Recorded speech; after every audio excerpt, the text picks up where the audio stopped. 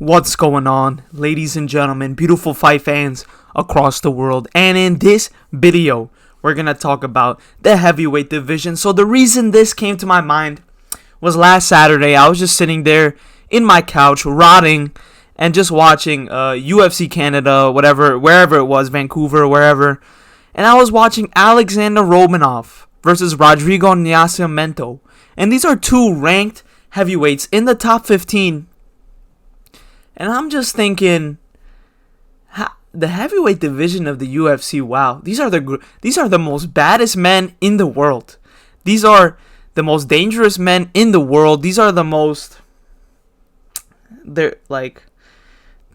biggest and the baddest guys in the world. Oh my God, oh my God, these guys, when they walk in the room, you step to the side. Okay, you let them come through the middle. That's hell no. We were not thinking that, okay? We were not thinking that. What the hell was going on? People were gassing out in the first minute of that fight. This is the heavyweight division of the UFC is the most top-heavy division in the goddamn UFC. It's literally the worst division in the UFC because of how top-heavy it is. Oh shit, my mic just dropped. I'm sorry. But, goddamn. Oh my God, it just dropped again. I apologize, but can we not? That's how hard I'm crashing out right now. My mic's out here dropping from hard I'm crashing out right now. Because is there not a bigger talent pool for the UFC heavyweights? Okay, so this is why I feel like it's trash. Okay, I'm going to give my reasons to why I feel like it's trash. It's because most of the people that become UFC heavyweights, that wasn't their first idea in mind of what they thought they were going to do in life. Okay? They were probably going to go play football, go play basketball, go do something because they're just big. Most of them are just big dudes that got into fighting because they just fell into it. Most of them. But there's a select few. There's a select few that are actually talented. And I'm going to talk about that also in this video. But, I feel like most of them are just people that didn't make it in basketball, didn't make it in football, didn't make it in whatever sport, the soccer, whatever, rugby, whatever sport is that they were in before. And they somehow fell into fighting. Because that's what it seems like sometimes. Half of these heavyweights are just fat middleweights and light heavyweights. It feels like some of these guys do not the need to even be in this division. Okay, it's crazy. It's crazy. But there is the rare diamond in the rough.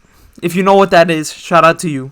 If you know what diamond in the rough is, shout out to you. But there is the random diamonds in the rough, and we're gonna get into that now.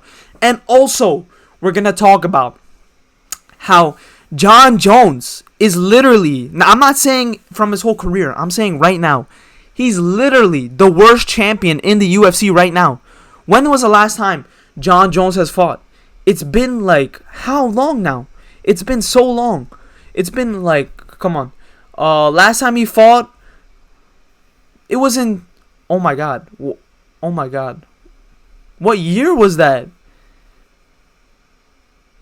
Was it 2023? Was it 2022? I can't even remember. That's how long it's been. I think it was 2022, my boys. Or no, was it? I don't know. I have to look. It's been that long that he fought in Madison Square Garden.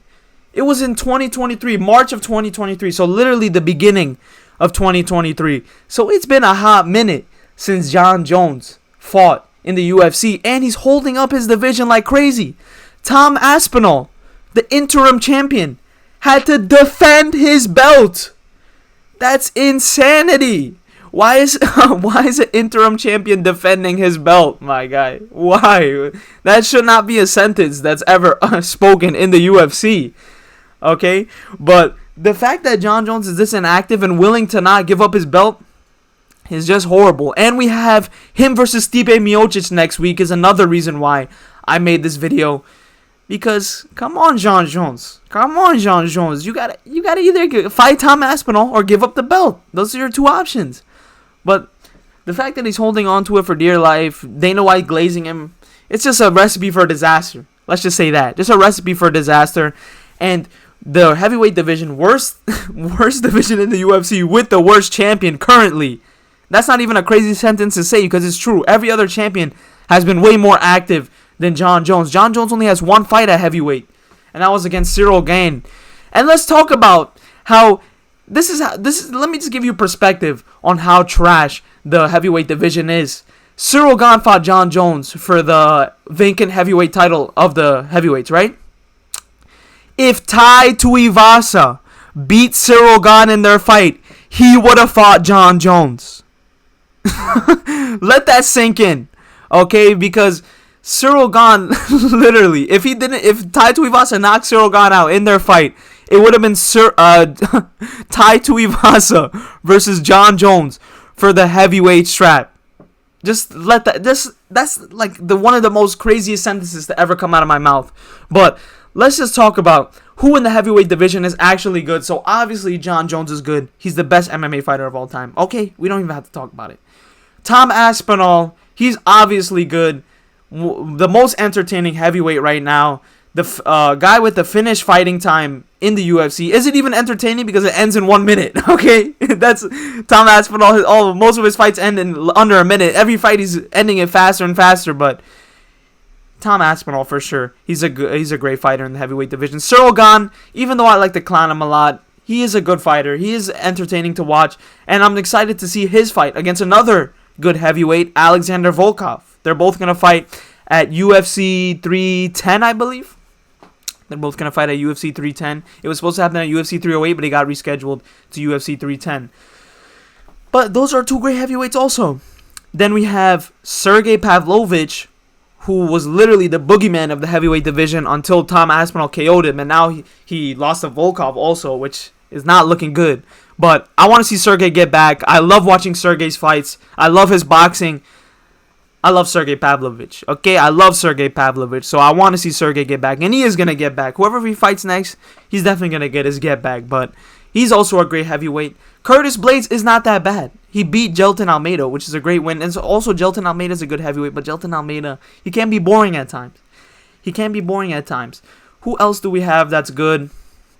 I guess you can throw Jairzinho Rozenstruik in there also, and I guess you can throw in Stipe. Yeah, of course you can throw in Stipe. He's the greatest heavyweight of all time, but he just hasn't fought in a while. His last fight was when Alex Pereira started his career. Like, come on. Then it gets a little stinky in the heavyweight division, my boys. We got Sergey Spivak. I don't know about that one. We got Derek Lewis. Derek Lewis, yeah, he's good, but it's just, you know. Tai Tuivasa, bro's on a 5-fight losing streak, and he's still in the top 15. That's also another thing you gotta think about right there. That's how whack the heavyweight division is.